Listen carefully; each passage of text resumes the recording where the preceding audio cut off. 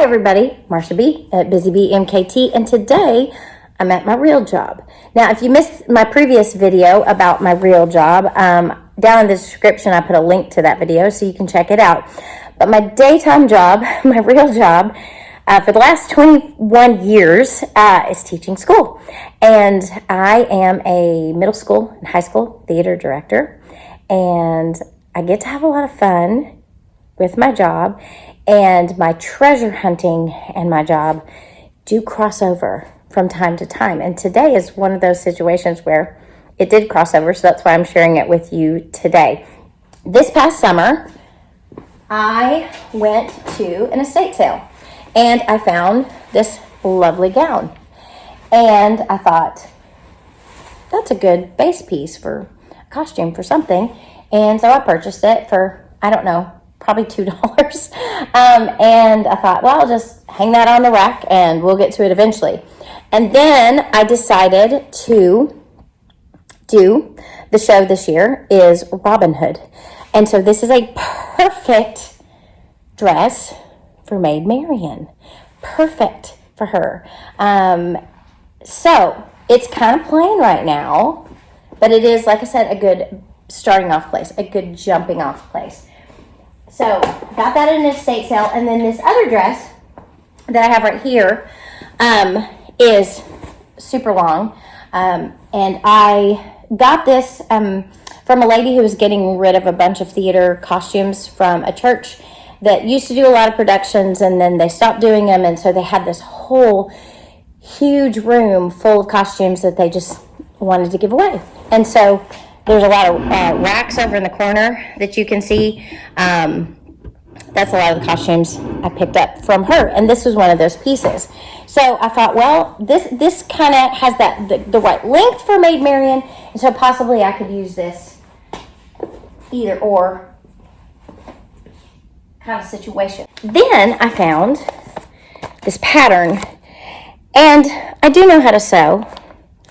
I don't really like sewing with patterns because it doesn't really allow me to use as much of my creativity as I do when I take things apart and put them back together. But I looked at this image right here, and then I looked at those two pieces that I just showed you, and I thought, oh my goodness, I think that I could possibly create something that looks like that. All right, so first things first, I had to make sure that the purple base dress fit the young lady who's playing the role of Maid Marian. And wouldn't you know, it fits her like it was made for her. Thank you, God. That's awesome. All right, so I took this dress and I turned it around to the back. And it has a zipper that goes all the way down the back. So I'm going to split it all the way down the back so that you can see some of the purple coming through. This also originally had arms on it, so I popped the arms off, and we're going to use those for this little detail part right here with the lace. We're going to use that. So basically, I'm deconstructing this one to add it to that one to create something new. Also in my stash of stuff, I have some ribbon that has the blues and the purples and a little hint of pink in it. This just happened to be in my stash that I picked up a box of ribbon a couple of years ago from a garage sale for a few dollars, and this was in that. And then I have some sleeves left over from a wedding dress that I deconstructed a couple of years ago for the White Witch in The Lion, the Witch, and the Wardrobe. We did that production a few years ago. And so we purchased a wedding dress from a thrift store, and it was really hard to take it apart, but I did. But I kept all of the pieces because I knew they would come in handy. So I'm thinking these lace cuffs will end up on the Maid Marian dress. So I'm really excited. I don't know how it's going to turn out. I also have, out of my scrap bucket, I have some pink, kind of silky, some blue, kind of silky. This was actually the belt to that purple dress, and then some gold and some white ribbon on a spool. And so all of these elements will probably be made to do a headdress of some kind. I can't wait. I am so excited. I want to get started right away. So let's get started right away. All right, so first step was make sure the purple fits the young lady. That fits her perfectly. And so what I'm going to do now is I'm going to take my seam ripper and I'm going to rip what was the zipper area out all the way down to the bottom of the dress, and that way the whole dress will be open, so it'll kind of become sort of more like a cape.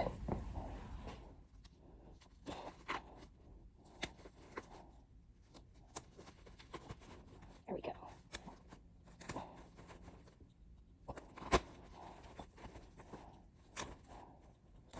I've said before, sometimes it makes me nervous to rip into clothing, but this is just like made for this, and so I don't mind ripping into it because we're going to create something new, something fresh, something better, something useful.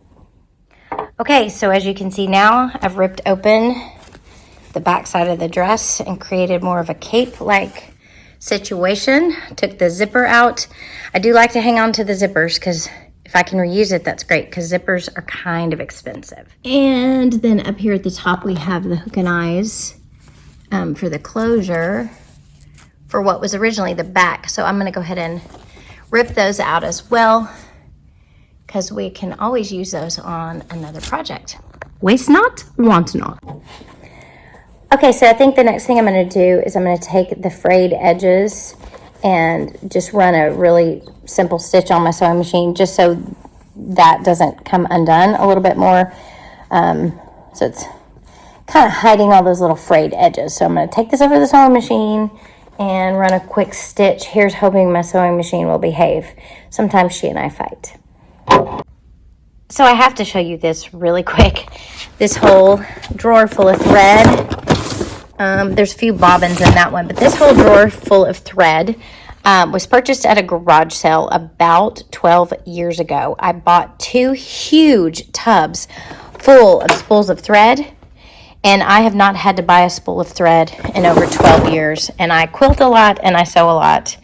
And I quilt a lot, I sew a lot, and I've not had to buy another roll in 12 years because somebody didn't know what they had. They had a huge plastic tub full of them and sold it to me for $5. Not a bad score. Now, I try to play nice, but Deborah here, that's the name of my machine, Deborah does not always like to play nice.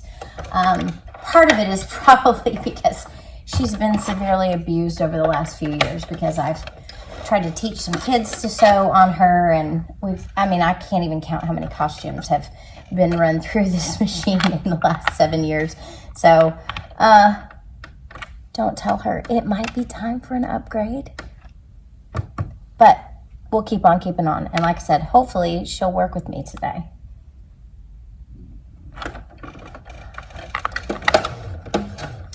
All right. The issue is in the bobbin area down here.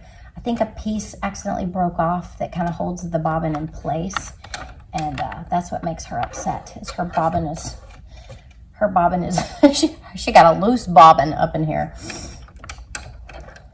All right. The bobbin is all set. All right, Deborah, I'm counting on you. Let's go.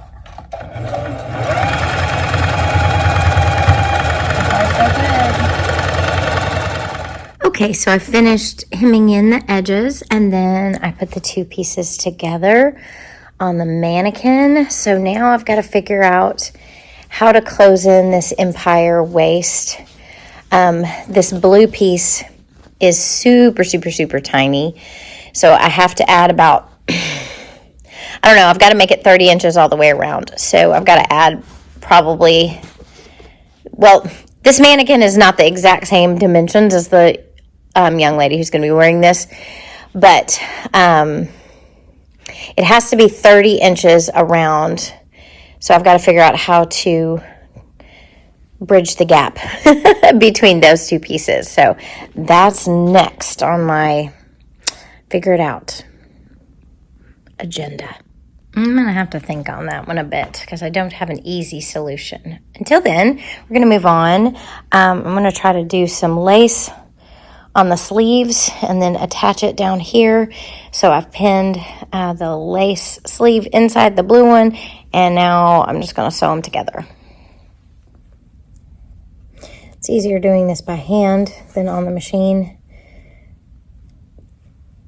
because the sleeve, it's hard for it to wrap around the machine. So I'm just going to do this by hand really quick, hoping it'll work. All right, well, it looks like that kind of worked. She can either leave it flared open or she can snap it shut in the back. Yeah, so then we'll just have to figure out how to attach it to the dress. Hi. Okay, so I think it's going to end up something kind of like that. Use your imagination, folks. Use your imagination. So the cool thing about it, though, is when I cut the sleeves, I had a little left over. And so I think that may help in our solution to close the gap at the waist. I have to think about this one for a few. I'm not sure that I can finish it right now because I got kids coming in about 5 minutes. So I'm going to wind this one up for the costumes, but I'll come back later at some point and show you the finished result. All right, so I thought I'd show you some more of the space. These are some of the other costumes that I am in the process of making or altering, and we'll go look at those a little bit later. Table of snacks, because we have to have rehearsals in the afternoon, and I don't want my babies starving to death. There's our playbill that I made, waiting to be displayed out in the foyer. Here's our stage area. The main curtain's closed right now, but we have this giant 12-foot Christmas tree also in the corner way over there. You may be able to see. We have some other Christmas trees. Those were gifted to us a few years ago when we went to Narnia, so we're going to pull those out again and use them for Sherwood Forest. But I had an idea that we're also going to paint a backdrop, so that's what this large canvas on the ground is. We also have a family in our school that the dad works for a cardboard box manufacturing place, and so he donated some huge, these are 3 by 6 foot refrigerator boxes. These are going to be parts of our castle. Back here is our vision board. It's kind of a mess because, like I said, we are a work in process right now, but this is kind of our vision board for what the show is going to be like, and I might talk you through that another time. Got some more costume ideas. Lovely. Going on right here. Let's keep going. I'll just show you the progress that's being made. These two foam core, they're like insulated foam board pieces, are going to be interior pieces for the castle. This one has a stained glass window, or will have a stained glass window with a lion face for King Richard. This will go inside the throne room, and this other one will be in Marion's chamber. We have a projector that we used, so I just drew pictures out. That's what they put on the boxes. I don't know where the one is for the windows. Wait, maybe this is it. Nope, that's something else. I don't know. It's here somewhere. Oh, it's on the floor. So I drew this out. So that's kind of what this one is supposed to look like when we get it all finished. So a lot of times I have students who will come up with ideas and artwork. This year didn't really have anybody step up and do it. So I went ahead and helped them with the artwork, but they will be actually finishing the projects for me, or for themselves actually, because it's their show. There's those Christmas trees I was talking about. Here's our workshop. You can tell we paint in here a lot. Look at that floor. Sorry, we've got an air vent that won't shut off, so it's a little loud in here. I had some 6th graders build these rolling platforms. These are for our Christmas trees, so they can easily be taken on and off stage. Part of the show, the merry men hide behind the trees, but they actually dress themselves up as trees. So my instructions to my students were, make these look like a kindergartner drew them. And I feel like they did a really good job on that project. We have an awesome gold throne over here. Let me move this piece of styrofoam. This will soon be a rock. It'll kind of look like that one. That's the hope anyway. We'll see how that turns out. This throne we picked up for another, like we did a Victorian era play and we needed a nice little settee for that show. So we picked this up at a thrift store, used it for that show. We painted it white, used it for the White Witch, and now we spray painted it gold. And this is now the throne for Prince John, King Richard in our show. Okay, so that's what this Busy Bee is up to. Trying to get ready for the show. We have rehearsals every afternoon from 5:30 to 7, and in addition to a full school day. So I'm a busy girl. Our show is at the end of February, so a lot of my energies and efforts are going to be going in this direction for a little while. But as I get the costumes finished, or more of the set pieces finished, I'll pop back on here and show you so you can see the process and then see the finished result. So I hope you've enjoyed this little peek into my real job, into my creative world at school. And if you're enjoying what you're seeing, ask that you please hit that subscribe button, smash that like button, and follow me for more creative adventures. And I'll see you next time.